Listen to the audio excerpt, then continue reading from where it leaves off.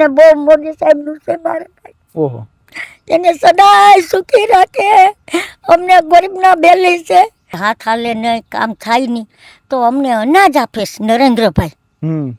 તો અમને મહિને 1250 રૂપિયા સહાય આપે છે. તો એમનો આભાર કહેવાય ને ભાઈ, એને ધન્ય કહેવાય. મને પણ કેન્સર હતું, એમાં પણ નરેન્દ્રભાઈની સહાયથી મને કેન્સરના ઓપરેશન કાર્ડમાંથી એટલે મને એ ઓપરેશન કર્યા તે પછી મારા ઘરનાને કેન્સર હતું, તેમનું પણ કાર્ડમાંથી ઓપરેશન કર્યું. તમે ઓળખો છો નરેન્દ્રભાઈ? હા, બધા એમ કે નરેન્દ્ર મોદી ગુજરાતનો રાજા માણસ છે. હા, એટલે અમને રાજા જ લાગે. દીકરા ગણીએ કે રાજા ગણીએ, મહત્વ એક જ છે. શું કારણ? એટલો બધો શા માટે પ્રેમ છે તમને?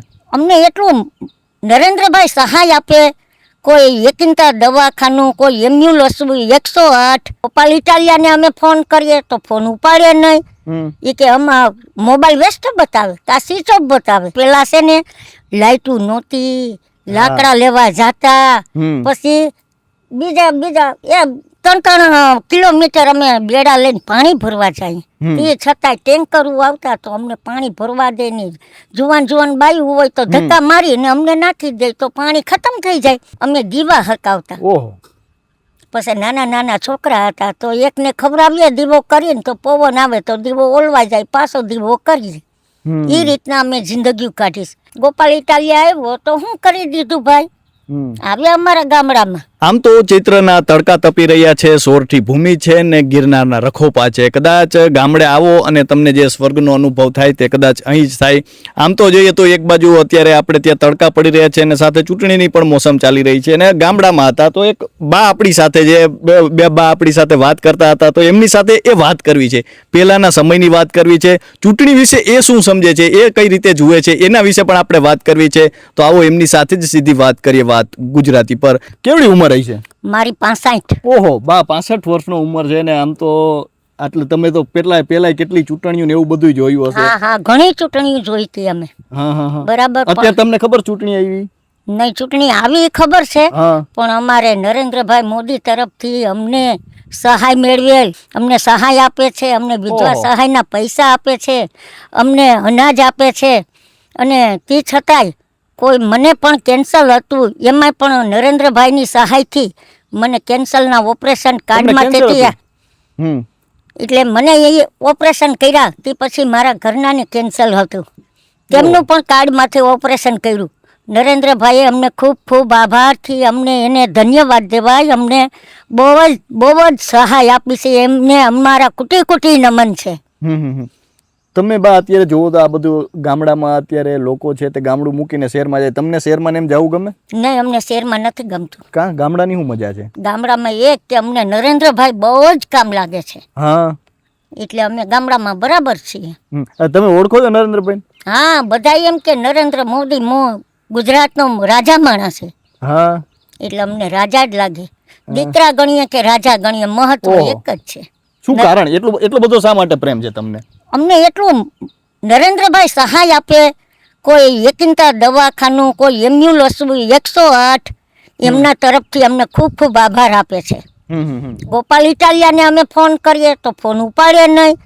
એ કે આમાં મોબાઈલ વેસ્ટ બતાવે, કા સ્વિચ ઓફ બતાવે. અને અમારે ખૂબ આભાર છે. રાહુલ ગાંધી ઓળખો બા? હા, રાહુલ ગાંધી, ઇન્દિરા ગાંધી એક વખત જુનાગઢની બજારમાં આવ્યા હતા. તઈ હું 11 વર્ષની હતી. તઈ મેં ઇન્દિરા ગાંધીને જીપમાં જોયા હતા. ત્યારે અમને આઠાના હમૈયા કર્યા હતા ને તો અમને ઇનામ આપ્યું હતું. ઓહો. એટલે જેમ નરેન્દ્રભાઈ આવશે તો અમે પણ ગૌઢા માણા માં સમાન અમે એના હમૈયા કરશું. અને ખૂબ અમારા કુટી એને નમન છે. સદાય સુખી રહે. બા, ખાસ કરીને આવડી ઉંમરે શું જરૂરિયાત હોય? તમે આટલી ઉંમરે છો તો આમ કઈ અત્યારે જરૂર પડતી હોય છે ખાસ કરીને? જરૂરમાં તો જો અમે ગટ પણ અમારા આવે, અમારા ગુડા દુખે, હાથ હાલે નહીં, કામ થાય નહીં, તો અમને અનાજ આપે છે નરેન્દ્રભાઈ. તો અમને મહિને 1250 રૂપિયા સહાય આપે છે. તો એમનો આભાર કહેવાય ને ભાઈ, એને ધન્ય કહેવાય. ગોપાલ ઇટાલિયા આવ્યો તો શું કરી દીધું ભાઈ, આવ્યા અમારા ગામડામાં. આવ્યો નથી કારણ કે એને મોટા કારણ કે હવે અત્યારે એને પૈસાની મોહબત. માણાની મોહબ્બત નથી. અને નરેન્દ્રભાઈને તો માણાની મોહબ્બત છે. ઓહો. એટલે આ છે ને બધું જોઈને તો નરેન્દ્રભાઈ આવે એટલે અમારે ખૂબ ખૂબ એને આભાર છે અને અમારી એને સદાય દુઆ છે. એટલે મોદી સાહેબ પ્રત્યે તમને પ્રેમ? હા, મને બહુ મોદી સાહેબનું છે મારે ભાઈ. ઓહો. એને સદાય સુખી રાખે. અમને ગરીબના બેલી છે અને જો કોઈ પણ અમને કોઈ સહાય મેળવવા આવતું નથી નરેન્દ્રભાઈ મોદી સિવાય. એમનું ભગવાન સારું કરે. બા હું કહેશો કે અત્યારે જો આ ચૂંટણી આવી છે અને તમારી આટલી ઉંમર છે, તમે તો પહેલાની કેટલી ચૂંટણીઓ જોઈ હશે. લોકો કહેતા હોય છે કે અમે જાજી દિવાળી જોઈ, તમે એમ ઘણી ચૂંટણીઓ પણ તમે જોઈ હશે. તમારી આંખો સામેથી અનેક ચૂંટણીઓ પસાર થઈ. તો પહેલા કેમ ચૂંટણી થતી બા? કેવો સમય હતો? પેલા છે ને લાઈટું નહોતી, લાકડા લેવા જાતા, પછી બીજા એ 3 કિલોમીટર અમે બેડા લઈને પાણી ભરવા જાય. એ છતાંય ટેન્કરો આવતા તો અમને પાણી ભરવા દે નહીં. જુવાન બાયું હોય તો ધક્કા મારીને અમને નાખી દે તો પાણી ખતમ થઈ જાય. અને અત્યારે અમારે નરેન્દ્રભાઈ મોદીની અમારે દયા છે કે અમારા ગામમાં ઘરે ઘરે લાઈટું છે, બ્લોકો નખાઈ ગયા છે. પછી અમારે સુવિધા પાણીની ઘેરે ઘેરે છે. અને એમની દયાથી અમારે બહુ જ અમારા ગામની અંદર બહુ જ સારું છે. એટલે પેલા લાઈટ ને એવું કાઈ નહોતું? પેલા કાંઈ લાઈટ તો કઈ રીતે બધું તમે? અમે દીવા હકાવતા. ઓહો. પછી નાના છોકરા હતા તો એકને ખવડાવીએ દીવો કરીને તો પવન આવે તો દીવો ઓલવાઈ જાય, પાછો દીવો કરીએ. એ રીતના અમે જિંદગી કાઢીશ. પણ અત્યારે નરેન્દ્રભાઈની દયાથી અમારે ઘેરે ઘેરે લાઈટું છે, ઘેરે ઘેરે પાણી છે. એટલે અમારે બહુ જ સહાય છે અત્યારે નરેન્દ્રભાઈની થકી.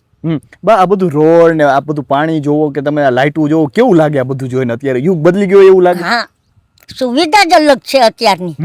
બા અત્યારે તમે અમારા જેવા બધા છોકરાઓને જોતા હોય છો, શું કહેશો એ બધાને? તમે જે કહી રહ્યા છો કે તમે એ સમય જોયો છે, તો અત્યારના છોકરાઓનું તમે શું કહેશો? કેવું લાગે છે બધાને? અત્યારે છે ને ભાઈ, અત્યારે નહીં, અમારા સમયમાં અત્યારના જુવાનને બધી સુવિધા છે. અમારા જમાનામાં સુવિધા નહોતી. અટાણે નરેન્દ્રભાઈની દયાથી અમારે પાણીની સુવિધા છે.